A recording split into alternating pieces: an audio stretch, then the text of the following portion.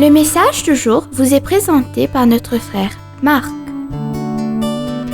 Salut, chers bien-aimés de notre Père Céleste. Ce matin, je voudrais parler de Dieu utilisant à la fois vos dons, talents et vos limites pour accomplir son appel dans votre vie. Bien-aimés, au plus profond de nos cœurs, nous devons savoir et croire que Dieu nous aime et offre toujours le meilleur à ses enfants.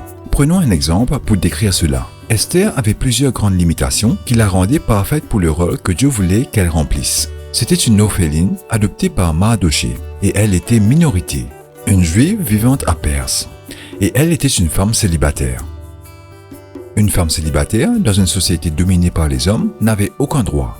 Mais Dieu a utilisé toutes ces choses pour l'aider à accomplir son dessein.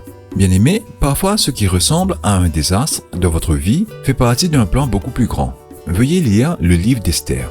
Bien-aimés, Esther aurait pu simplement dire « Si seulement je n'avais pas été choisie, si seulement j'avais une meilleure éducation, si seulement j'étais plus comme quelqu'un d'autre. » Parfois, nous le faisons dans notre vie et dans notre ministère aussi.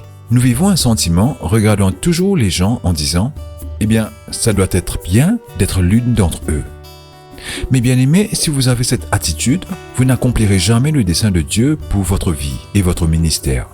Vous devez réaliser que les obstacles désagréables dans votre vie sont souvent les opportunités que Dieu donne pour faire une différence. Mais c'est difficile de voir ça quand on souffre. Regardez Job. À son époque, il était l'homme le plus riche du monde. Puis Dieu a permis que tout lui soit enlevé, sa famille, sa richesse et sa santé. Puis, quand Job a commencé à interroger Dieu, Dieu resta silencieux.